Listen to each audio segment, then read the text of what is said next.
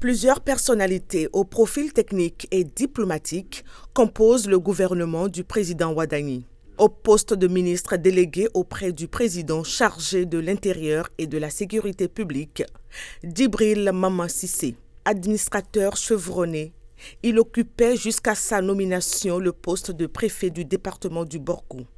À la tête de cette importante région économique, il a coordonné l'action de l'État, supervisé les politiques publiques et accompagné plusieurs initiatives de développement local.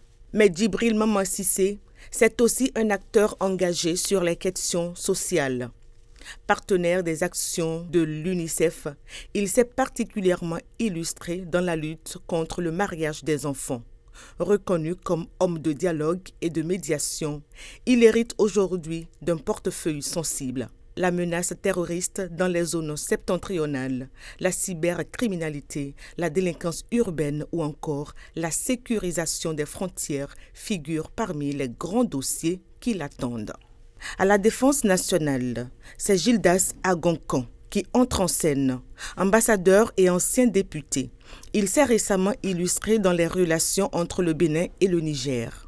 Ancien ambassadeur du Bénin près le Niger, il a participé aux efforts de dialogue dans un contexte régional marqué par les tensions sécuritaires et diplomatiques. Sa mission s'annonce stratégique. Au ministère du Cadre de vie et des Transports chargé du développement durable, le choix du président Wadani s'est porté sur un jeune technocrate, Georges Ali, ingénieur docteur en génie civil, formé au Bénin. À l'école polytechnique fédérale de Lausanne, il possède une solide expérience internationale. Avec plus de 25 années passées dans les infrastructures, il a piloté de grands projets routiers, portuaires, aéroportuaires et urbains en Afrique comme en Europe. Il est reconnu pour son expertise des grands projets et des partenariats publics-privés.